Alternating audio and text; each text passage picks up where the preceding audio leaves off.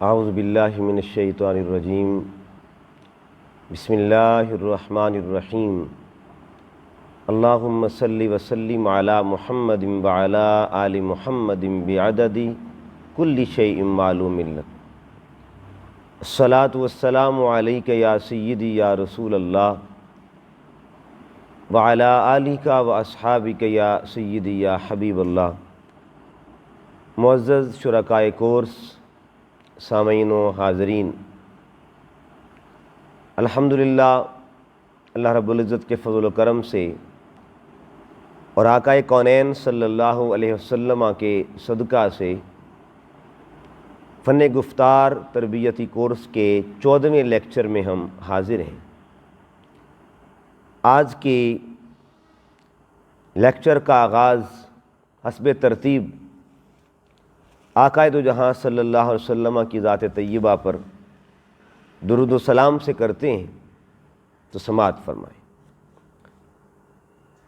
اللہم صلی علی سیدنا و مولانا محمد، اللہم صلی علی سیدنا و مولانا محمد، اللہم صلی علی سیدنا و مولانا محمد وعلی آلہ وصحبہ وبارک وسلم، اللہم صلی علی سیدنا و مولانا محمد۔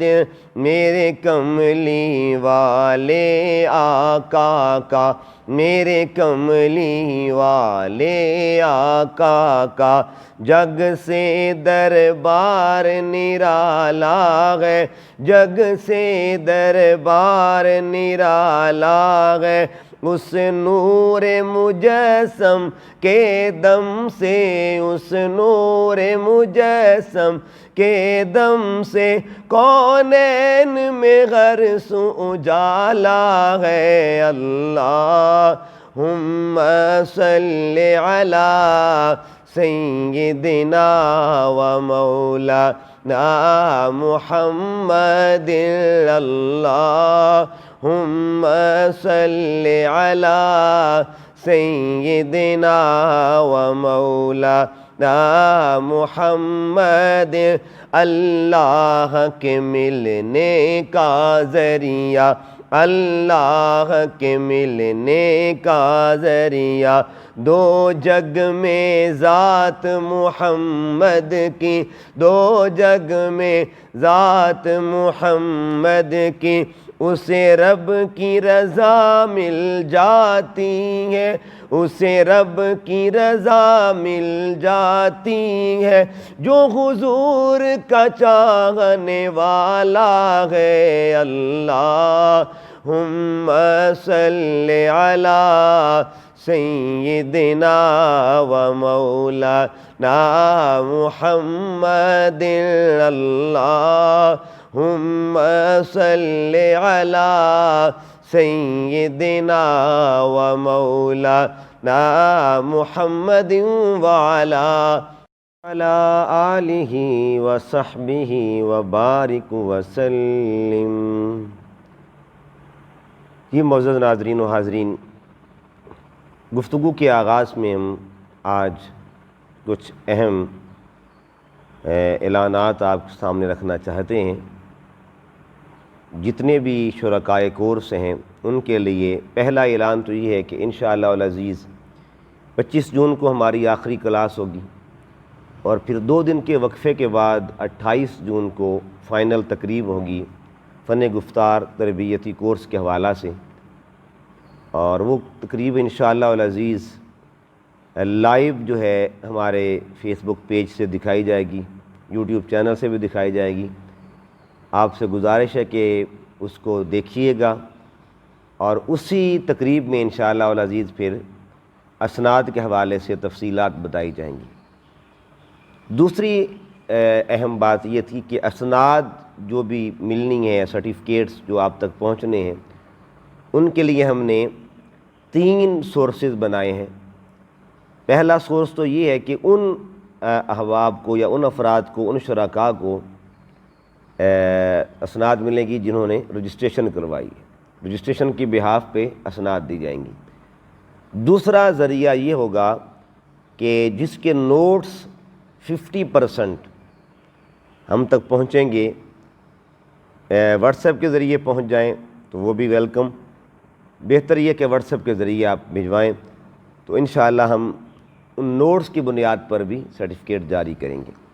تیسرا یہ میں نے عرض کیا تھا کہ کلپس جو ہیں، آپ شارٹ کلپس جو ہمارے واٹس ایپ نمبر پہ بھجوا دیں تو ان شارٹس کلپس کو دیکھ کے بھی انشاءاللہ کم از کم 3 کلپس آپ کی طرف سے ہونے چاہیے۔ یعنی یہ آپشن ہے، 3 آپشنز ہیں۔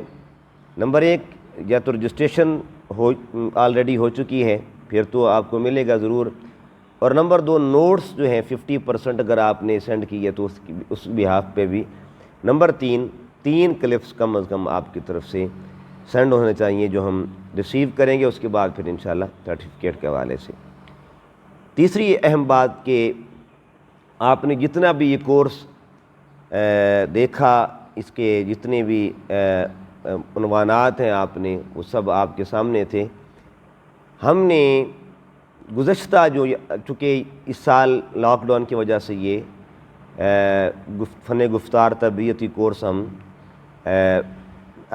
یعنی سوشل میڈیا کے ذریعے وہ آپ تک پہنچ رہے ہیں، لیکن اس سے پہلے بھی الحمدللہ پچھلے 15 سال سے تقریباً یہ کورس جاری تھا، اور گزشتہ جتنے بھی کورسز ہیں ان کے نوٹس ہم نے بنائے ہیں، اور نوٹس اس طرح کے ہیں کہ اس میں چھوٹی تقاریر ہیں، بچوں کے لیے تقاریر ہیں، خطابات ہیں، اور بھی بہت سی چیزیں، تقریباً 50 کے قریب اس میں سپیچز ہیں مختلف ٹاپکس پر۔ تو اس کو ہم نے کمپوز کر کے ایک کتابی شکل میں لے کے آئے ہیں، اس کو منہاج گفتار کا نام دیا ہے۔ اگر وہ آپ کتاب لینا چاہیں تو اس کی بھی ڈیٹیلز آپ کو مل جائیں گی، آپ کو تفصیلات انشاءاللہ ہمارے پیج کے ذریعے مل جائیں گی۔ چوتھی بات کہ آپ نے اب تک جتنا بھی کورسز کی کلاسز جو اٹینڈ کی ہیں ان پہ اپنا فیڈ بیک یا اپنی تجاویز، بہترین مشورے جو ہیں وہ اپنے ہمیں ضرور دیجیے گا، تاکہ ان میں ہم اپنی اصلاح کی بھی کوشش کریں جو کوئی کمی کسی قسم کی رہ گئی ہو۔ 5ویں چیز، انشاءاللہ العزیز مہینہ یا 1.5 مہینہ کے وقت کے بعد ہم ایک کورس اور سٹارٹ کریں گے جو 10 روزہ کورس ہوگا۔ اس کورس کا ہم نے ٹائٹل دیا ہے کمپیئرنگ کورس، نقابت کورس۔ اس میں مختلف ٹاپکس ہوں گے، یعنی زیادہ تر وہ ٹاپکس ہوں گے جن کا تعلق جدید موضوعات کے ساتھ ہوگا۔ مثلا دیکھیے کچھ ٹاپکس 3 یا 4 ایسے ہوں گے جن کا تعلق یعنی عام جو پہلے موضوعات ہم ان میں ایک ٹاپک ہے جو اصال ثواب کی محفل، اس میں کمپیئرنگ کیسے کی جاتی ہے۔ ایک ٹاپک ہوگا جس کا تعلق ہوگا شادی کے حوالے سے، شادی کے موقع پر جو محافل میلاد ہوتی ہیں ان محافل میں میٹیریل کیسا ہونا چاہیے جو شادی کے موقع پر محفل ہوتی ہے۔ اسی طرح کوئی شخص خوش نصیب عمرے پہ جا رہا ہے، اس خوشی میں کسی نے محفل میلاد کا ارینج کیا ہے تو اس محفل پہ کس طرح کی کمپیئرنگ ہو۔ ان کے علاوہ جو جدید موضوعات ہوں گے ان میں ایک موضوع کا تعلق ہوگا یوم دفاع پاکستان، یعنی یوم دفاع پاکستان کے حوالے سے کوئی بھی پروگرام ہو اس کی کمپیئرنگ کیسی کرنی ہے، وہ ساری انشاءاللہ آپ کو ڈیٹیل اس میں دی جائے گی۔ یوم قائد اعظم رحمۃ اللہ علیہ کے یوم کے حوالے سے جو اسپیشل پروگرام ہوتا ہے اس پر کمپیئرنگ کیسے کرنی ہے وہ بھی انشاءاللہ آپ کو ملے گی۔ یوم اقبال پہ کیسے کمپیئرنگ کرنی ہے وہ بھی آپ کو ملے گی۔ اسی طرح جو الوداعی پارٹی ہوتی ہے، الوداعی تقریب ہوتی ہے اسکولز کے اندر، کالجز کے اندر، یونیورسٹیز کے اندر، اس میں کس طرح کی کمپیئرنگ کرنی ہے تو وہ بھی انشاءاللہ آپ کو ملے گی۔ مزید آپ کی طرف سے بھی کوئی اگر ہمیں تجویز ملے، ٹاپک کے حوالے سے تو ہم اس کو بھی انشاءاللہ ایڈ کرنے کی کوشش کریں گے۔ اس کے علاوہ جو ٹاپک ہوگا یعنی اور بھی بہت سے ٹاپکس ہوں گے، یہ میں نے آپ کو چیزہ چیزہ بتا دی ہیں۔ 14 اگست کے حوالے سے، یوم پاکستان کے حوالے سے یہ انشاءاللہ ہم ٹاپکس اس میں شامل کریں گے، اور ان ٹاپکس کو شامل کر کے انشاءاللہ ایک نیکسٹ جو ہم کورس کروائیں گے ان میں زیادہ تر عنوانات جو ہوں گے وہ جدید موضوعات کی طرف، جدید موضوعات سے ان کا تعلق ہوگا انشاءاللہ۔ تو یہ آپ کو میں نے مختصر گزارشات کرنی تھی۔ اب ہم سب سے پہلا جو مرحلہ ہمارا خطاب کے حوالے سے ہوتا ہے اس کی طرف آتے ہیں۔ آج ہم خطاب کا وہ طریقہ بتائیں گے کہ جس میں قرآنی آیات کو پڑھ کے آپ نے ان سے پھر آگے آپ نے خطاب جو ہے وہ اخذ کرنا ہے، خطاب تیار کرنا ہے۔ قرآنی آیات میں آپ کے سامنے نمونے کے طور پر چند آیتیں رکھنا چاہتا ہوں، اور ان آیات کی روشنی میں پھر انشاءاللہ العزیز ہم خطابات کی طرف آتے ہیں۔ مثلا سب سے پہلے جو ہم آیت رکھیں گے قرآن پاک کی، وہ آیت کریمہ سورہ توبہ کی آیت مبارکہ ہے، جس میں اللہ رب العزت نے ارشاد فرمایا یا ایھا الذین آمنوا، اے ایمان والو، اتقوا اللہ، اللہ سے ڈرو یا تقوی اختیار کرو، وکونوا مع الصادقین، اور سچوں کے ساتھ ہو جاؤ۔ یہ جو آیت کریمہ ہے آپ نے اس کے 3 حصے بنانے ہیں، یعنی اس کے 3 حصوں میں اس کو تقسیم کرنا ہے۔ پہلے حصے میں عقیدے کی بات، چونکہ ایمان اور عقیدہ، ایمان کی جب بات آئے گی تو اس سے عقیدہ آپ نے اخذ کرنا ہے۔ تقوی جو ہے عمل کا کمال، یعنی آپ نماز پڑھتے ہیں تو نماز کے ادب کے کمال کو تقوی کہتے ہیں۔ اسی طرح روزہ رکھتے ہیں، روزے کا مقصد بھی تقوی ہوتا ہے۔ قرآن پاک کو پڑھ کے دیکھیے، اللہ پاک نے جہاں متقین کا ذکر کیا ہے ان کی نشانیوں میں ایک نشانی نماز کا بھی ذکر ہے، الذین یقیمون الصلاۃ، یا ایک مقام پہ فرمایا ھدی للمتقین الذین یؤمنون بالغیب ویقیمون الصلاۃ، کہ وہ جو غیب پر ایمان رکھتے ہیں، یعنی عقیدہ، اور اس کے بعد کیا ہے، اس کے بعد ہے یقیمون الصلاۃ، نماز قائم کرتے ہیں۔ تو نماز کو دیکھیں گے تو اب آپ کو تقوی ملے گا مقصد میں، روزے کو دیکھیں گے تقوی ملے گا، یا ایھا الذین آمنوا کتب علیکم الصیام کما کتب علی الذین من قبلکم لعلکم تتقون، آپ کو وہاں بھی تقوی ملے گا، نماز کے اندر بھی تقوی ملے گا، روزے میں بھی تقوی ملے گا۔ حج کے اندر دیکھیں گے تو فرمایا کہ حج کے اندر کیا ہے کہ اس کی جو زاد راہ ہے، اس کا جو زاد راہ ہے وہ کیا ہے، وہ تقوی ہے، حج کا زاد راہ۔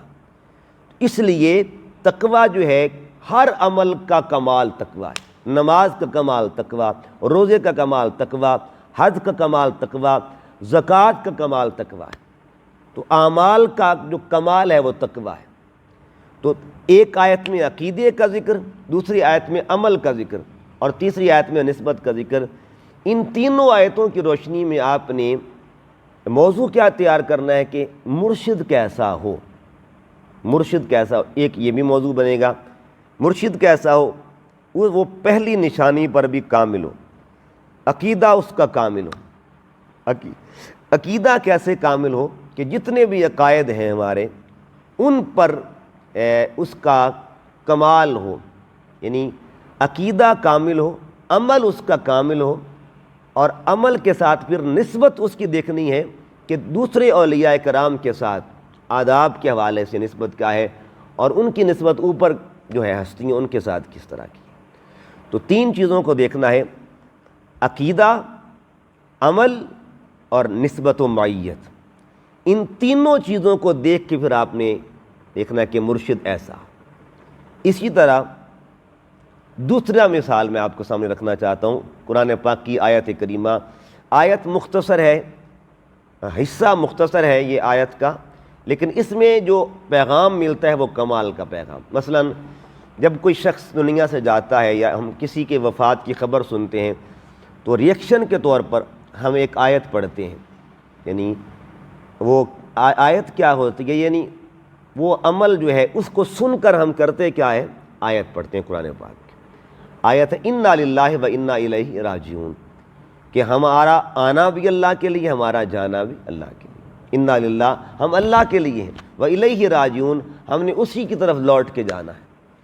اب دیکھنے میں یہ دو لفظ ہیں، دو حصے ہیں، آیت کے دو حصے ہیں، مگر دونوں حصوں میں اللہ پاک نے پوری داستان سفر بیان کر دی ہے۔ انا للہ میں ہمارے آنے کا سفر ہے، اور وہ انا الیہ راجعون میں ہمارے واپس جانے کا سفر ہے۔ تو آنے کے سفر کو انا للہ کہتے ہیں، جانے کے سفر کو وہ الیہ راجعون کہتے ہیں۔ اب اس سفر کے زاویے میں آپ نے مسلمان کو دیکھنا ہے، مومن کو دیکھنا ہے کہ مومن کا آنا کیسا ہے، مومن کا جانا کیسا ہے۔ وہ انا للہ کے حصے میں اس کو کیا اللہ نے مقام دیا ہے، اور وہ انا الیہ راجعون کا اسے فیض کس طرح ملتا ہے۔ جب انا للہ کا فیض دیکھیں تو یہ دیکھیں کہ مومن کے آنے پر بھی اللہ کا ذکر ہوتا ہے، اس کے کان میں ذکر خدا ہوتا ہے، ذکر مصطفیٰ ہوتا ہے، اذان اس کو دی جاتی ہے اس کے کان میں۔ تو آنے پر بھی ذکر خدا اور ذکر مصطفیٰ، جانے پر بھی ذکر خدا اور ذکر مصطفیٰ۔ آنے پر ایک فرد ذکر کرتا ہے، جانے پر پوری جماعت ذکر کرتی ہے۔ آنے پر یعنی دیکھیے جب آتا ہے تو اس کا آنا بھی شان والا، جانا بھی شان والا، یعنی انا للہ کا حصہ جو ہے اس کا بھی فیض مسلمان کو ملتا ہے، اور وہ الیہ راجعون کا فیض بھی مسلمان کو ملتا ہے۔ یہ سفر کے دو حصے ہیں، آنا اور جانا۔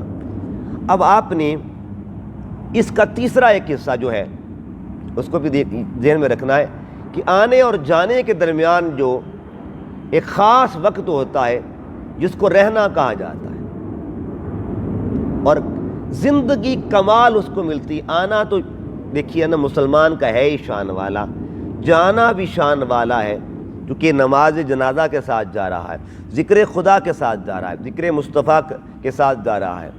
مگر اس کے جانے کی عظمت کا ایک اور بھی راز ہوگا کہ اس کا رہنا کیسا تھا، زندگی گزری کیسے ہے، اس کا اٹھنا بیٹھنا، چلنا پھرنا، گفتار کردار۔ آپ نے درمیان کے حصے پر جو ہے یہ بھی بات کرنی ہے۔ تو پھر اس کے بعد جب آپ نے دونوں حصوں کو لینا ہے نا، آنے اور جانے کو، تو آپ نے آنے پر بھی کچھ واقعات تیار کریں، جانے پر بھی کچھ واقعات۔ مثلا دیکھیے نا، دنیا میں ہر ہستی آتی ہے، انسان آتا ہے، مومن آئے، بڑے بڑے صالحین آئے، متقین آئے، بڑے بڑے لوگ آئے، مگر اللہ پاک کچھ ہستیوں کو اتنا اعلیٰ درجہ دے دیتا ہے کہ ان کا آنا یقیناً شان والا بنتا ہے۔ مثلا کیسے؟ میرے کریم آقا صلی اللہ علیہ وسلم جب تشریف لائے تو آتے ہی اللہ کے حضور سجدہ کیا، اور سجدے سے اظہار کیا کہ میرا آنا کتنا شان والا ہے۔ جن کے آنے میں اللہ کی بندگی شامل ہو، جن کے آنے میں سجدہ شامل ہو، جن کے آنے میں اللہ کی تسبیح شامل ہو، جن کے آنے میں امت کی دعائیں شامل ہوں، یعنی اللہ کو سجدہ بھی کر رہے تھے اور سجدے میں ہونٹ حرکت کر رہے تھے، یہ دعا کر رہے تھے ربی حبلی امتی، مولا میری امت کو معاف فرما دے، میری امت مجھے عطا فرما دے، میری امت کا معاملہ میرے سپرد فرما دے۔ اسی طرح آنے کی شان، مولا علی کو دیکھیں، آپ آئے کہاں تھے؟ جب پیدا ہوئے تو آپ آتے ہوئے آپ کو یہ شان ملی کہ کعبے کے اندر آپ آئے، اور پھر آنے کی شان دوسری یہ ماں کی گود میں آئے، تھوڑی دیر کے بعد حضور تشریف لے آئے، آقا صلی اللہ علیہ وسلم نے حضرت علی کو گود میں لیا، تو آتے ہوئے گھر خدا کا گھر بھی جن کے سامنے ہے اور چہرہ مصطفیٰ بھی جن کے سامنے، خدا کے گھر میں تشریف لائے اور چہرہ مصطفیٰ کا دیدار کیا، تو آنا اتنا شان والا۔ پھر حضور غوث پاک کو دیکھیں، آپ رمضان کی پہلی تاریخ کو دنیا میں تشریف لائے، اور آپ نے آتے ہی اظہار کیا اللہ کی بندگی کا۔ کیسے؟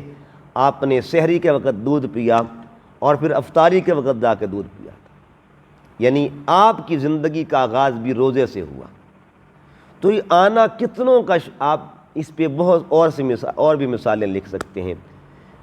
پھر اس کے بعد جانا کتنا شان والا ہے، وَإِلَيْهِ رَاجِعُونَ کا حصہ۔ اس پہ آپ دیکھیں، حضرت عثمان غنی کو دیکھ لیں، حضرت ابو بکر صدیق رضی اللہ تعالیٰ عنہ، ان کی ہستی کو دیکھ لیں، حضرت ابو بکر صدیق رضی اللہ تعالیٰ عنہ کا جانا کیا تھا، آخری لمحے تھے نا، تو آپ نے وصیت کی کہ میری میت کو سرکار کی حجرے کے سامنے رکھ دینا، اگر اندر سے آواز آئی تو ابو بکر کو کی تدفین وہاں کر دینا۔ جو جاتے ہوئے بھی خیال مصطفیٰ ہے، جاتے ہوئے بھی قربت مصطفیٰ کی چاہت ہے، جاتے ہوئے بھی حضور کی سنگت کی چاہت ہے، آخری لمحے ہیں، پھر بھی یہی تڑپ تھی کہ مصطفیٰ کریم کی سنگت نصیب ہو جائے، حضور کا پڑوس نصیب ہو، حضور کی ہمسائیگی نصیب ہو۔ تو آقا صلی اللہ علیہ وسلم کے جب حجرے کے باہر لے کے ان کی چارپائی کو رکھا گیا تو مولا علی نے آواز دے کے عرض کیا کہ یا رسول اللہ ابو بکر آئے، تو اندر سے آواز آئی اوصل الحبیب الی الحبیب، حبیب کو حبیب کے ساتھ ملا دیا ہے۔ تو یہ جانے کی شان ہے۔ پھر اس کے بعد حضرت عثمان غنی رضی اللہ تعالیٰ عنہ، وہ جاتے ہوئے ان کا مقام کیا تھا، قرآن پڑھ رہے تھے، اس دوران شہید ہو گئے، کہ نظر قرآن پہ ہے، تلاوت زبان پہ قرآن کی تلاوت جاری ہے، شہادت کے ساتھ گئے، تلاوت کے ساتھ گئے، قرآن کی زیارت کے ساتھ گئے۔ یہ شان کن کی ہے جانے کی؟ الیہ راجعون، حضرت عثمان غنی کی۔ مولا علی کو دیکھ لیں، حضرت مولا کائنات مولا علی مشکل کشا، حالت نماز میں آپ پہ حملہ کیا گیا، نماز کے ساتھ جا رہے ہیں، اللہ کی بندگی کے نور کے ساتھ جا رہے ہیں، شہادت کے ساتھ جا رہے ہیں۔ تو معلوم یہ ہوا جن کا الیہ راجعون کا یہ معاملہ، واپس جانے کا سفر اتنا عظیم۔ پھر حضرت عبداللہ ذوالبجادین، یہ حضور کے وہ صحابی ہیں کہ راستے میں بخار ہو گیا، آقا صلی اللہ علیہ وسلم کے ساتھ تھے، شدت اختیار کر لی بخار نے، تو آخری لمحے ان کے کیسے گزرے، حضور کی گود میں سر رکھا ہوا ہے۔ الیہ راجعون کا کتنا عظیم شان مظاہرہ ہو رہا ہے۔ واپس جانے کا جو سفر ہے اس کا آغاز کیسے ہو رہا ہے کہ گود میں، حضور کی گود میں سر رکھا ہے، آقا صلی اللہ علیہ وسلم کی گود میں ہی جان دے دی۔ اسی طرح وہ یہودی بچے والا واقعہ بھی آپ کر سکتے ہیں۔ امام حسین کا الیہ راجعون کا جو سفر تھا وہ کتنا عظیم تھا، سجدہ بھی تھا، امت کی فکر بھی تھی، شہادت بھی ہے، یہ ساری چیزیں جن کو لے کر آپ ساتھ جا رہے ہیں، اللہ کی بندگی کا نور، اللہ کی حضور سجدے کا نور لے کے جا رہے ہیں۔ تو انا للہ میں آپ نے ان ہستیوں کا ذکر کرنا ہے جن کا آنا شان والا، و الیہ راجعون میں ان ہستیوں کا ذکر کرنا ہے جن کا جانا شان والا ہے۔ تو یہ دو لفظ ہیں، دو لفظوں میں قرآن پاک نے پورا سفر بیان کر دیا۔ اسی طرح ہم قرآن کی ایک اور آیات ایک اور مقام کا ذکر کرتے ہیں، مضمون کس طرح تیار کر رہا ہے۔ دیکھیے یہ سورہ تکویر ہے قرآن پاک کے اندر، سورہ انفطار ہے، سورہ انفطار کے اندر اللہ رب العزت نے ارشاد فرمایا یا ایھا الانسان ما غرک بربک الکریم۔ یہ آیت کریمہ یا ایھا الانسان ما غرک بربک الکریم، اے انسان تجھے تیرے کریم رب سے کس نے دور کر دیا ہے۔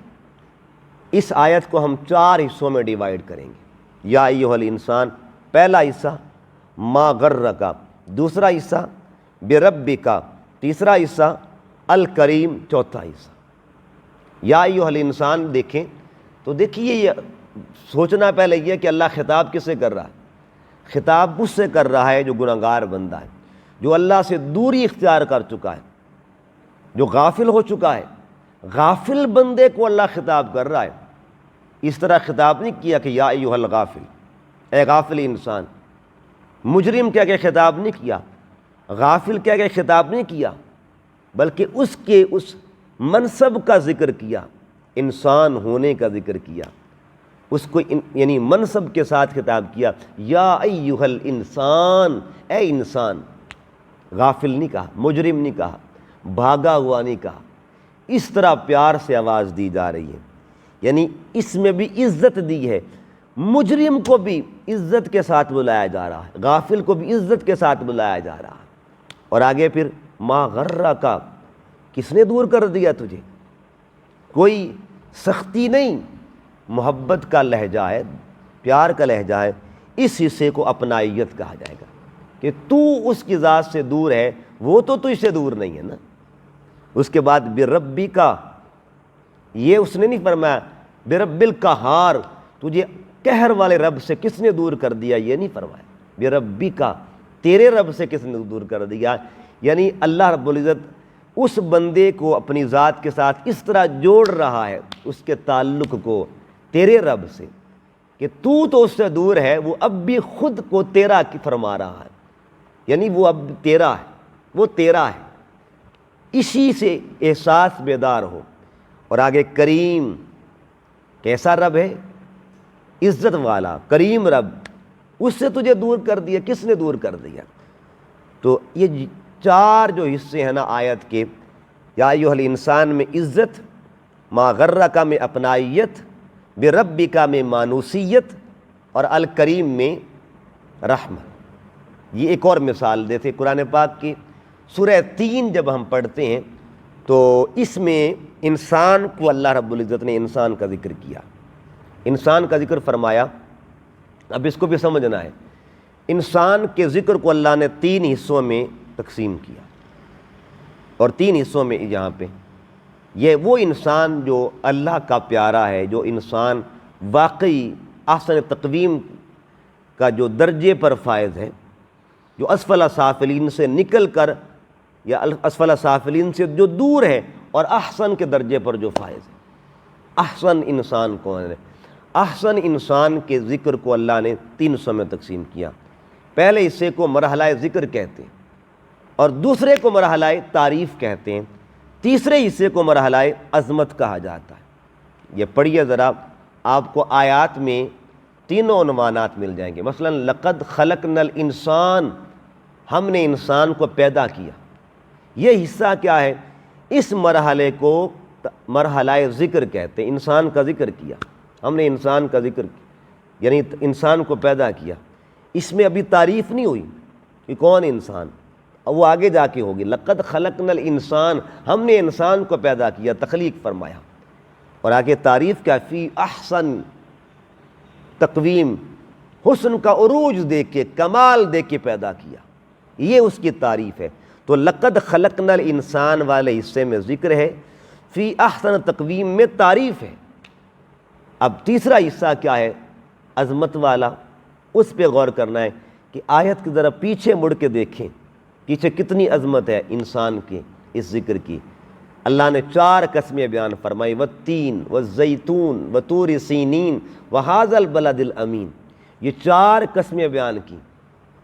یعنی لقد خلقنا الانسان میں ذکر ہے، احسن تقویم میں تعریف ہے، اور 4 قسمیں بیان کر کے اللہ تعالیٰ عظمت بیان کر رہا ہے۔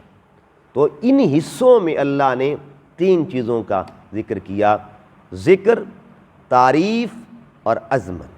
پہلا درجہ درجہ ذکر ہے، دوسرا درجہ تعریف ہے، اور تیسرا درجہ عظمت ہے۔ آخری اس حوالے سے، فن خطابت کے حوالے سے ایک اور مثال آپ کے سامنے رکھنا چاہتا ہوں، اور وہ ہے تذکار ثلاثہ، یعنی 3 ذکر۔ تذکار ثلاثہ آپ نے ٹائٹل دینا ہے، 3 ذکر، اور وہ 3 ذکر کہاں پہ بیان ہے؟ سورہ مائدہ کی آیت نمبر 55 کے اندر۔ آیت پڑھ لیں، اس سے پھر آپ نے 3 ذکر جو ہے نکالنے، تذکار ثلاثہ جن کو کہا جاتا ہے۔ انما ولیکم اللہ، تمہارا ولی اللہ ہے، ورسولہ، اور اس کا رسول ہے، والذین آمنوا، ایمان والے ہیں۔ یعنی اس آیت میں 3 ذکر ہیں، 3 ولایتوں کا ذکر ہے، اللہ، رسول اور مومن۔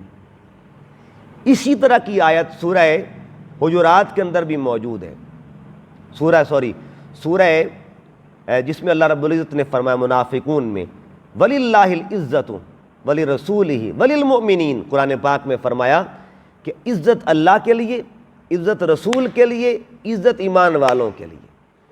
اور یہاں بھی جب ولایت کا ذکر کیا تو 3 اذکار کیے، انما ولیکم اللہ، تمہارا اللہ ولی ہے، ورسولہ، اس کا رسول ولی ہے، والذین آمنوا، ایمان والے ولی۔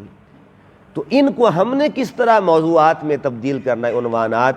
انما ولیکم اللہ میں حمد ہے، ورسولہ میں نعت ہے، والذین آمنوا میں منقبت ہے۔ یعنی ایک ہی آیت میں حمد بھی مل رہی ہے، ایک ہی آیت میں نعت مل رہی ہے، اور ایک ہی آیت میں منقبت بھی مل رہی ہے۔ یہ تینوں چیزیں نصیب ہو رہی ہیں۔ لہٰذا اس طرح قرآن حکیم کی روشنی سے آپ نے خطابات کے عنوانات تیار کرنے ہیں۔ تو اب ہم آتے ہیں آج کے کمپیئرنگ کے ٹاپک کے حوالے سے۔ اس کا تعلق تھا اسلام میں عورت کا مقام، اسلام کی نزدیک عورت کی عظمت کیا ہے۔ تو آئیے سب سے پہلے ہم پہلا پوائنٹ لے کے آتے ہیں، اور پہلے پوائنٹ کا تعلق ہے قرآن و حدیث کی روشنی میں عورت کا مقام۔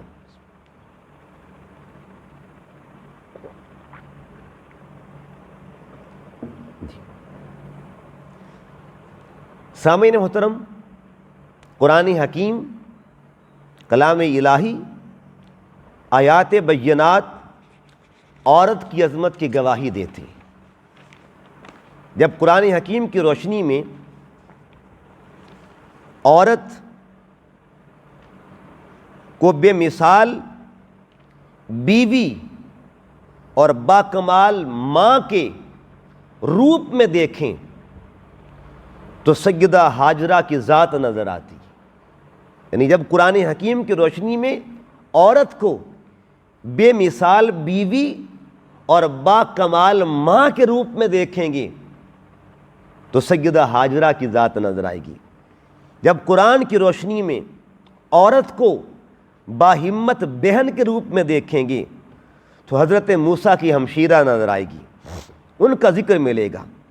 جب قرآن کی روشنی میں عورت کو با کمال بیٹیوں کی اور خدمت گزار بیٹیوں کے روپ میں قرآن کی روشنی میں عورت کو دیکھیں گے تو ہمیں حضرت شعیب کی فرما بردار بیٹیاں، ان کا ذکر نظر آئے گا۔ جب قرآن حکیم کی روشنی میں مشکلات برداشت کرنے والی عظیم ماں کی بات کریں گے تو سیدہ مریم کا ذکر ملے گا۔ اسی طرح سامعین محترم، اگر ہم اسلام کی روشنی میں دیکھیں تو سب سے پہلے اسلام قبول کرنے والی ہستی جن کو اسلام کا دامن ملا اسے خاتون کہا جاتا ہے۔ سب سے پہلے قرآن سننے والی ہستی کو خاتون کہا جاتا ہے، اور سب سے پہلے حضور کی امت میں نماز پڑھنے والی ہستی کو بھی خاتون کہا جاتا ہے۔ اب سوال یہ ہے، وہ پہلی سامعہ قرآن کون تھی؟ وہ مسلمہ اول کون تھی؟ وہ عابدہ اول کون تھی؟ تو سن لیجئے، مسلمہ اول کو بھی خدیجۃ الکبریٰ کہا جاتا ہے، قرآن کی سامعہ اول کو بھی خدیجۃ الکبریٰ کہا جاتا ہے، اور نماز پڑھنے والی عابدہ اول کو بھی خاتون کہا جاتا ہے۔ اسی طرح دین محمدی کی خاطر سب سے پہلی شہیدہ ہونے کا اعزاز حاصل کرنے والی خاتون کو حضرت سمیہ کہا جاتا ہے۔ معلوم یہ ہوا، یہ وہ عزتیں ہیں، یہ وہ عظمتیں ہیں جو عورت کو اسلام بھی دیتا ہے، قرآن بھی دیتا ہے، اللہ کا فرمان بھی دیتا ہے، اور نبیوں کو سلطان بھی دیتا ہے۔ پھر ہم کیوں نہ کہیں جن کی آنے سے عورت کو عزت ملی، جن کی آنے سے عورت کو عزت ملی، ان کی ایسی ولادت پہ لاکھوں سلام۔ ماں بہن اور بیٹی کے ہیں مہرباں، ماں بہن اور بیٹی کے ہیں مہرباں، کملی والے کی شفقت پہ لاکھوں سلام۔ اپنی چادر بچھائیں حلیمہ تلے، اپنی چادر بچھائیں حلیمہ تلے، ایسی تکریم و عزت پہ لاکھوں سلام۔ بیٹیوں کے لیے جو کھڑے ہو گئے، بیٹیوں کے لیے جو کھڑے ہو گئے، ان کی شان محبت پہ لاکھوں سلام، ان کی شان محبت پہ لاکھوں سلام۔ یہ پہلا پوائنٹ تھا جس کا تعلق خواتین کی عزت، خواتین کے مقام اور خواتین کی عظمت کے ساتھ تھا۔ اب ہم دوسرے پوائنٹ کی طرف آتے ہیں، اور جس کا ٹائٹل ہے بنت حوا کی آواز، یعنی اس کا پوائنٹ کا جو ٹائٹل ہے، سیکنڈ پوائنٹ کا، بنت حوا کی آواز۔ اچھا، یہ آپ اپنے گھر میں بچیوں کو دیں، بیٹیوں کو دیں، ماؤں کو دیں، بہنوں کو دیں، یہ ٹاپکس دیں اور ان کو یاد کریں. چھوٹی بچیاں اسپیشل اپنے سکولز کے اندر جا کے یہ چیزیں بتایا کریں, یہ فکر دیا کریں, جا کے پیغام دیا کریں. ملت اسلامیہ کی عظیم بیٹیوں, دختران امت محمدیہ, احسان محمدی کے صدقے عظمت پانے والی, آج بھی عظمت پانے والیوں, آج کی اس عظیم بزم میں اس احسان عظیم کی بات کروں گا, اس کمال شفقت کا تذکرہ کروں گا, اس داستان رحمت کا حال سناؤں گا جس نے بنت حوا کو, دختر ملت کو پستیوں سے نکال کر بلندی عطا کی, جہالتوں سے نکال کر امن کا سایہ عطا کیا, تاریکیوں سے نکال کر روشنی کا تحفہ دیا, نفرتوں سے نکال کر محبتوں کا نور بانٹا. اس پیکر رحمت کو, مسیحائے ملت کو, وجود شفقت کو, مجسمہ شرافت کو, اس نگاہ عنایت کو, رحمت دوسرا کو, نور رب العلا کو سید الانبیاء احمد مجتبیٰ محمد مصطفیٰ کہتے ہیں. میری عظیم بہنوں اور بیٹیوں, بنت حوا پر دو زمانے گزرے, دو ادوار گزرے, ایک دور جہالت, دوسرا دور امن, ایک دور ظلمت, دوسرا دور رحمت, ایک دور نفرت, دوسرا دور محبت, ایک آمد مصطفیٰ سے پہلے, دوسرا آمد مصطفیٰ کے بعد. آمد مصطفیٰ سے پہلے زندہ دفنائی جاتی تھی اور آمد مصطفیٰ کے بعد آنکھوں پر بٹھائی جاتی ہے. آمد مصطفیٰ سے پہلے گھر کا بوجھ سمجھی جاتی تھی اور آمد مصطفیٰ کے بعد گھر کی رونق جانی جاتی ہے. آمد مصطفیٰ سے پہلے باپ کی نفرت کا مرکز تھی اور آمد مصطفیٰ کے بعد بابا کے جگر کا ٹکڑا ہے. آمد مصطفیٰ سے پہلے ماں کی مجبوری تھی, آمد مصطفیٰ کے بعد ماں کی راج دلاری ہے. آمد مصطفیٰ سے پہلے بھائیوں کے لیے تانا ہوتی تھی اور آمد مصطفیٰ کے بعد بھائی کا ناز ہے. آئیے حوا کی بیٹی کی داستان سنتے ہیں. اپنی زبان سے وہ کیا کہتی ہے. میں ایک حوا کی بیٹی تھی, میں رحمت بن کے آئی تھی, خدا سے شان پائی تھی, میری عظمت بڑھائی تھی, مجھے رب نے رضا بخشی, مجھے شان حیا بخشی. میں اس کی شان رحمت کا, کرم کا اور عنایت کا کروں گی شکر میں ہر دم. مٹائے اس نے میرے غم, نکالا مجھ کو ظلمت سے, سنبھالا مجھ کو رحمت نے. تھا مجھ پہ دور وہ گزرا, ملا تھا جبر پل پل کا. تھا مجھ پہ دور وہ گزرا, ملا تھا جبر پل پل کا. کبھی دفنائی جاتی تھی, کبھی تڑپائی جاتی تھی, کبھی دفنائی جاتی تھی, کبھی تڑپائی جاتی تھی. بازاروں میں میری بولی عرب میں لگائی جاتی تھی. میری ماں روتی رہتی تھی مگر کچھ کر نہ سکتی تھی. ڈراتے تھے ستم مجھ کو, رلاتے میرے غم مجھ کو. یہی ایک آس تھی من میں میرے اس اجڑے گلشن میں, یہی ایک آس تھی من میں میرے اس اجڑے گلشن میں. بہاریں آئیں گی ایک دن, دکھ لے جائیں گی ایک دن. دعائیں رنگ لے آئیں, دعائیں رنگ لے آئیں, صدائیں رنگ لے آئیں. پھر ایک دن آمنہ کے گھر, پھر ایک دن آمنہ کے گھر محمد مصطفیٰ آئے. وہ آئے جن کی آنے سے ملی راحت غریبوں کو, وہ آئے جن کی آنے سے ملی عظمت یتیموں کو.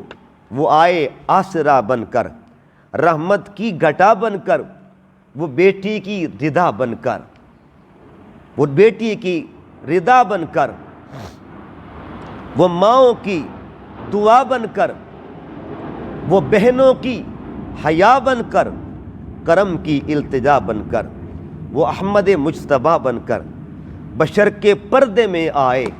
وہ نور کبریا بن کر, وہ محبوب خدا بن کر, محمد مصطفیٰ بن کر, وہ محبوب خدا بن کر, محمد مصطفیٰ بن کر. تو یہ تھا بنت حوا کی آواز کہ اللہ رب العزت نے جس کو آقا کریم کے صدقے سے عزتوں سے نوازا، عظمتوں سے نوازا، بلندیوں سے نوازا۔ اب ہم اگلے پوائنٹ کی طرف آتے ہیں، اور اس پوائنٹ کا تعلق جو ہے وہ ہے پردے کے ساتھ۔ پردہ یہ کتنا ضروری ہے بیٹیوں کے لیے، بہنوں کے لیے، ماؤں کے لیے، اور اس کی اہمیت میں آپ کو بتانا چاہتا ہوں، اس کی امپورٹنس بتانا چاہتا ہوں۔ پردہ کتنا امپورٹنٹ ہے، اس کی سگنیفیکیشن کیا ہے، امپورٹنس کیا ہے، اہمیت کیا ہے۔ اپنی بیٹیوں کو بتائیے ذرا، گھروں میں اپنی بیٹیوں کو یہ پیغام دیں۔ دیکھیے، جب دنیا سے کوئی جاتا ہے تو مسلمان، اسلام اس کو کفن دے کے بھیجتا ہے، اسلام جانے والوں کو کفن دیتا ہے۔ اگر مرد جائے تو اس کو بھی کفن ملتا ہے، اگر بیٹی جائے، ماں جائے، کوئی بہن دنیا سے جائے، اس کو بھی کفن ملتا ہے، خاتون جائے اس کو بھی کفن ملتا ہے۔ مرد کے کفن میں 3 کپڑے ہوتے ہیں اور خاتون کے کفن میں 5 کپڑے ہوتے ہیں۔ یہاں ایک بات جو پیغام دے رہا ہوں آپ کو، ان 5 کپڑوں میں سے جو مرد کی نسبت عورت کو 2 ایکسٹرا کپڑے ملتے ہیں، زائد کپڑے، ان میں ایک کپڑا وہ بھی ہوتا ہے جس کو دوپٹہ کہتے ہیں۔ دوپٹہ کہتے ہیں، یعنی عورت دنیا سے جا رہی ہے، مسلمان بیٹی ہے، مسلمانوں کی بہن ہے، مسلمان ماں ہے، دنیا سے جا رہی ہے دوپٹہ لے کے ساتھ، ننگے سر نہیں جا رہی قبر میں۔ اچھا، سوال یہ کہ قبر میں دوپٹہ لے کر کیوں جا رہی ہے؟ اس کی 2 وجوہات ہیں۔ پہلا جواب یہ ہے کہ تاکہ دنیا کو پتہ چل جائے کہ اسلام کس کو کہتے ہیں، ایسا دین جو مرنے کے بعد بھی اپنی بیٹیوں کا سر ننگا نہیں ہونے دیتا، مرنے کے بعد بھی دوپٹہ دے کے بھیجتا ہے۔ اور دوسری وجہ کیا ہے کہ قبر میں بیٹیوں نے، ماؤں نے، بہنوں نے امام الانبیاء کا دیدار کرنا ہے، رسول اعظم کا دیدار کرنا ہے، اور دنیا میں عام بزرگ کے سامنے جانا ہونا تو سر پہ جلدی جلدی دوپٹہ لے لیتے ہیں۔ تو قبر میں جس بیٹی نے، جس ماں نے، جس بہن نے نبی رحمت کا دیدار کرنا ہے، کیا اس کے لیے دوپٹہ ضروری نہیں ہے؟ تو حضور کی حیا کے لیے ایک اسلام کی عظمت، ایک وجہ میں اسلام کی عظمت ہے، اور دوسری وجہ میں حیائے مصطفیٰ ہے کہ حضور کے سامنے سر ننگا نہ ہو، اس لیے اسلام دوپٹہ دے کے بھیجتا ہے۔ آئیے پردے کے حوالے سے بات کریں گے آج۔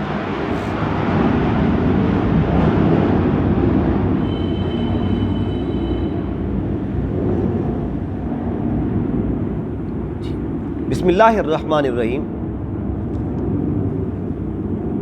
پردہ حکم خدا ہے، پردہ رضائے مصطفیٰ ہے، پردہ اتباع ازواج مطہرات ہے، پردہ پیغام بنات طیبات ہے، پردہ فکر صالحات ہے، عظمت مومنات ہے، عزت مسلمات ہے، زینت عابدات ہے، فخر ساجدات ہے۔ پردہ عورت کا وقار ہے، عورت کا افتخار ہے، اسلام کی بیٹی کا شعار ہے، مسلمان کی بیٹی کا افتخار ہے۔ پردہ سیرت فاطمہ ہے، پردہ عطائے فاطمہ ہے، پردہ ضیائے فاطمہ ہے۔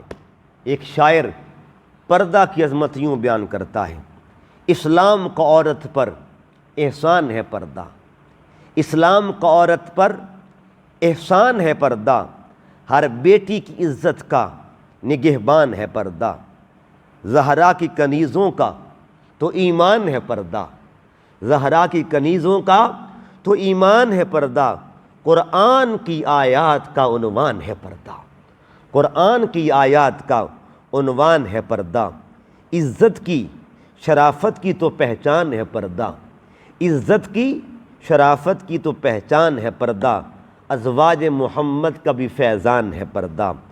پردے کی جو پے، پردے کی جو پے، اس میں ہر عورت کی پناہ ہے۔ یہ میں لفظ پردہ کی وضاحت کر رہا ہوں۔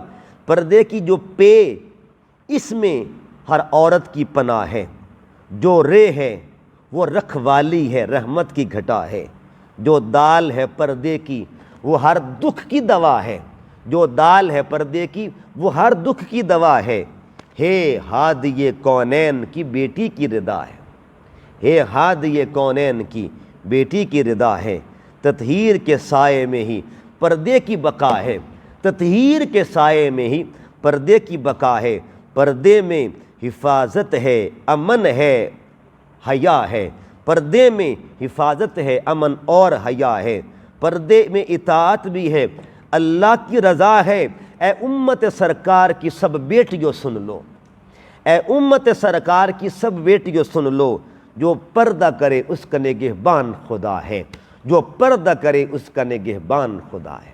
اللہ رب العزت ہماری ماؤں، بہنوں، بیٹیوں کو کہ پردوں پر سیدہ کائنات کی چادر کا سایہ نصیب فرمائے، اور ہمیشہ اس چادر تطہیر کے سائے میں زندگیاں گزارنے کی توفیق نصیب فرمائے۔ جی اب ہم نیکسٹ آتے ہیں، اور نیکسٹ ہمارا جو پوائنٹ ہے وہ بیٹی کے حوالے سے، بیٹی کیا ہے اور بیٹی کی عظمت کیا ہے، بیٹی کا مقام کیا ہے، اس کی طرف آتے ہیں۔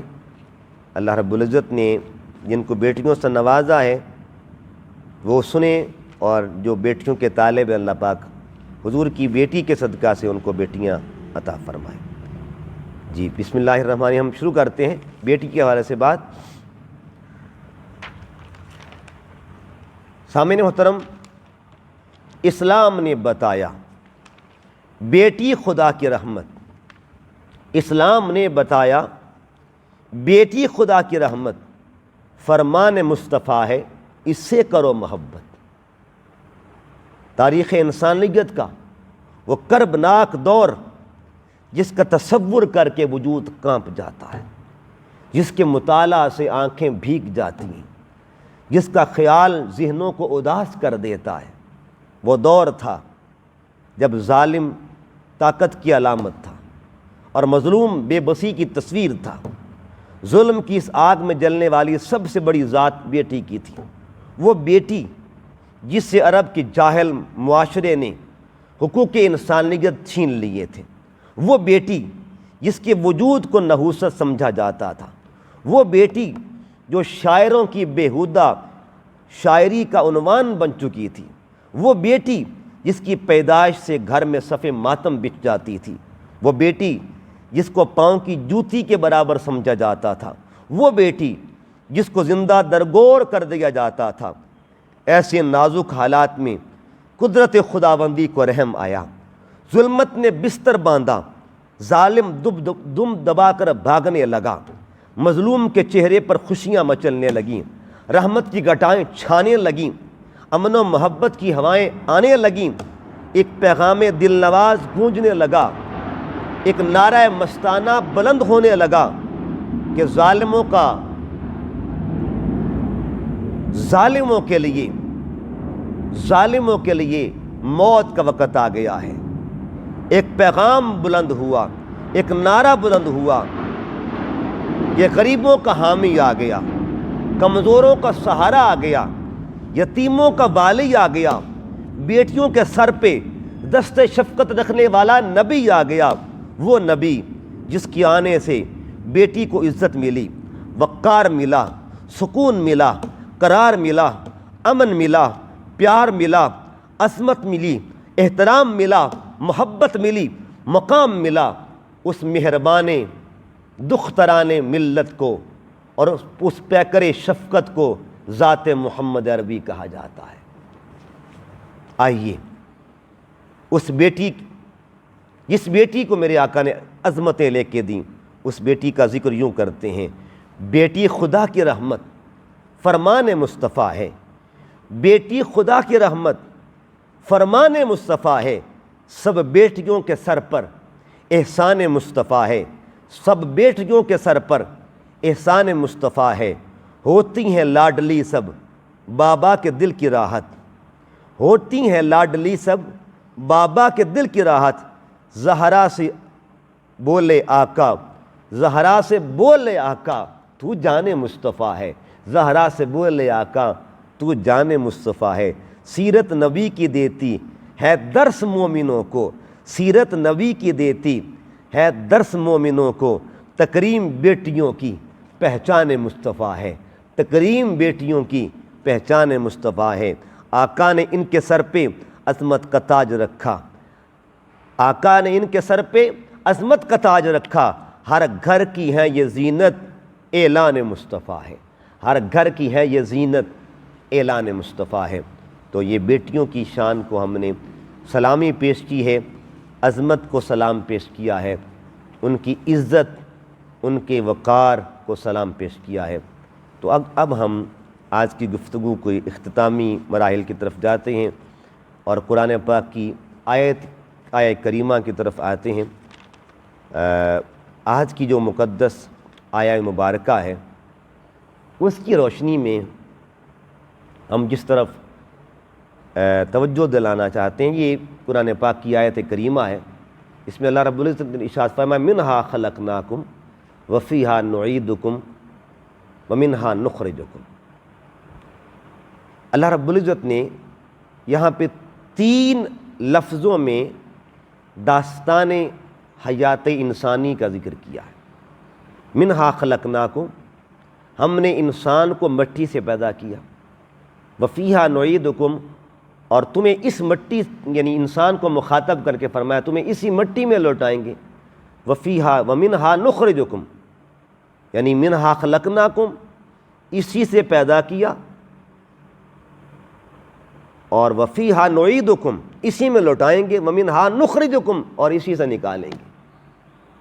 یہ 3 لفظوں میں داستان حیات بیان کی۔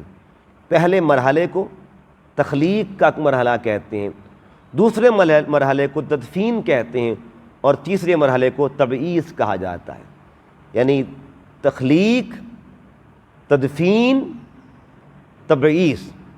تخلیق کا مطلب مٹی سے پیدا کرنا، تدفین اسی مٹی میں لوٹانا، تبعیث اسی مٹی سے نکالنا۔ یعنی 3 یہاں سے حصے بنے اس آیت کے، تخلیق، تدفین، تبعیث۔ ان تینوں حصوں کو اللہ پاک نے قرآن پاک میں بیان کر کے ان 3 حصوں میں داستان، پوری حیات انسانی کی داستان بیان فرما دی۔ یہ قرآنی آیات کا اعجاز ہے، مختصر الفاظ میں جامع معانی اور مطالب کو سمندر ہو، یہ اللہ کے پاک کلام کا اعجاز ہے۔ حدیث مبارکہ کی طرف آتے ہیں۔ میرے کریم آقا صلی اللہ علیہ وسلم نے اپنی زبان طیبہ سے ارشاد فرمایا، آقا علیہ السلام فرماتے ہیں کہ آج کی جو احادیث ہیں میں اس کا تھوڑا سا تعارف کروا دوں کہ آج کی احادیث کا تعلق اخلاقیات کے ساتھ ہے۔ میرے آقا صلی اللہ علیہ وسلم نے فرمایا اپنی مبارک حدیث پاک میں، حضور نے پیغام دیا، اور پیغام کیا دیا، کن کو دیا؟ لا يدخل الجنت قطات۔ میرے آقا فرماتے ہیں چغل خور کبھی جنت میں داخل نہیں ہو سکتا۔ یہ حضور صلی اللہ علیہ وسلم کا فرمان ہے۔ اور اس کی پھر حضور نے دوسرے مقام پہ فرمایا الغیبۃ اشد من الزنا، زنا، الغیبۃ اشد من الزنا، جو غیبت ہے یہ زنا سے بدتر ہے۔ تو یہ فکر ہے اخلاقیات کو درست کرنے کے لیے، احوال کو درست کرنے کے لیے، اگر ان چیزوں پہ عمل کریں گے تو اس سے کیا ہوگا؟ ہمارے اخلاق کی بہتری ہوگی، ہمارے کردار کی بہتری ہوگی۔ اور آج آخری جو حصہ ہے بنیادی مسائل کے حوالے سے، اس میں ہم بات کریں گے نون، واو، اس کی ہم بات کریں گے، نون کی ہم بات کریں گے۔ نون سے نماز بنتی ہے، اور نون سے ہم نے نماز کے حوالے سے تو کافی باتیں آپ کے سامنے رکھ دی۔ نماز جنازہ کے حوالے سے ہم بات کریں گے۔ نماز جنازہ یہ وہ عمل ہے جس کو فرض کفایہ کہتے ہیں۔ فرض کفایہ کہتے ہیں کہ بستی میں سے ایک بندہ اگر اس عمل میں شامل ہوگا تو ذمہ داری اٹھ جائے گی۔ ایک بندہ ضرور، یعنی اس کو فرض کفایہ کہتے ہیں۔ اب اس کے حوالے سے مسائل سماعت کر لیں۔ نماز جنازہ کے 2 فرض ہوتے ہیں جن کو ارکان بھی کہتے ہیں اور فرائض بھی کہتے ہیں۔ پہلے رکن کو قیام کرنا اور دوسرا رکن ہے تکبیرات کہنا۔ یہ جو 4 تکبیریں ہم پڑھتے ہیں، یہاں ایک مسئلہ سماعت کر لیں کہ جب تکبیرات پڑھنی ہے جنازے کی تو تکبیرات کے اندر امام بلند آواز سے اللہ اکبر کہے گا تو ہر مقتدی جو ہے آہستہ آواز میں اللہ اکبر کہے گا۔ تو 4 بار اگر امام اللہ اکبر کہہ رہا ہے تو 4 ہی بار مقتدی کو بھی اللہ اکبر کہنا پڑے گا۔ اس میں 3 سنتیں ہوتی ہیں۔ پہلی سنت کو ثنا کہتے ہیں، اور دوسری سنت کو آقا صلی اللہ علیہ وسلم کی ذات طیبہ پر جو درود و سلام پڑھا جاتا ہے، درود و سلام کہا جاتا ہے۔ تیسری سنت سے مراد یہ ہے کہ میت کے لیے جو دعا کی جاتی ہے، جامع دعا، اللہم اغفر لحینا و میتنا الی آخر۔ تو اس کے بعد ہم باؤ کی بات کریں گے۔ باؤ سے مراد وضو ہے۔ وضو کے 4 فرض ہیں، اور ان 4 فرائض کا تعلق قرآن کی آیات سے بھی ہے۔ اذا قمتم الی الصلاۃ فاغسلوا وجوہکم وایدیکم الی المرافق وامسحوا برؤوسکم وارجلکم الی الکعبین۔ یہ 4 فرائض ہیں وضو کے جو سورہ مائدہ کے اندر ذکر ہیں۔ پہلے فرض کو چہرہ دھونا کہا جاتا ہے، دوسرا فرض دونوں بازو کوہنیوں سمیت دھونے، تیسرا فرض چوتھائی سر کا مسح کرنا، اور چوتھا فرض ہے پاؤں دھونا۔ یہ فرائض وضو ہیں۔ یہاں ایک بات سن لیجئے، وضو کا فرض جو ہے وہ چہرے سے شروع ہوتا ہے۔ سٹارٹ جو پہلا فرض ہے وہ چہرے سے شروع ہوتا ہے، لیکن اس سے پہلے جو جتنے بھی امور ہیں ان کا تعلق سنتوں کے ساتھ، مثلا ہاتھ دھونا، کلی کرنا، ناک میں پانی ڈالنا، یہ کیا ہے؟ یہ سنتیں ہیں۔ اس کو عمل کو کر کے پھر آپ وضو کے فرض کی طرف آتے ہیں۔ یہاں ایک دلچسپ بات بتا دوں کہ ہاتھ دھونے کی حکمت کیا ہے، کلی کرنے کی حکمت کیا ہے، اور اسی طرح ناک میں پانی ڈالنے کی حکمت کیا ہے۔ یہ گویا ایک لیبارٹری سے گزارا جا رہا ہے۔ یہ ایک لیبارٹری ہے جس کے ذریعے پانی چیک کیا جا رہا ہے۔ ہاتھوں میں پانی ڈال کر پانی کا جو کلر چیک کرتے ہیں، منہ میں پانی ڈال کر پانی کا ٹیسٹ چیک کرتے ہیں، اور ناک میں پانی ڈال کر پانی کا ذائقہ چیک کرتے ہیں۔ کلر، ٹیسٹ اور سمیل، یہ لفظ 3 یاد کر لیں، CTS، C for colour, T for test اور S فار سمیل۔ اس پروسیس کے ذریعے اس پانی کو گزارا جاتا ہے ایک لیبارٹری سے۔ وہ لیبارٹری جو ہے ہاتھ اس میں شامل ہیں، اس لیبارٹری کے اندر منہ شامل ہے، اسی لیبارٹری کے اندر ناک شامل ہے، یعنی اس لیبارٹری کے ذریعے گزار کے پھر پانی کو کلیئر کر کے پھر وضو کے فرض کی طرف لایا جاتا ہے۔ سنت مصطفیٰ کے ذریعے پانی کلیئر ہوتا ہے اور پھر آ کے فرض کے پر پہنچتا ہے۔ یہ آج کے مسائل تھے۔ اللہ تعالیٰ کی حضور عرض گزار ہوں اللہ رب العزت اس گفتگو کو اپنی بارگاہ میں قبول فرمائے، اور میں نے جو گفتگو کے آغاز میں آپ کے لیے خصوصی گزارشات کی ہیں ان پہ آپ ضرور توجہ دیں۔ وما علیہ الا البلاغ۔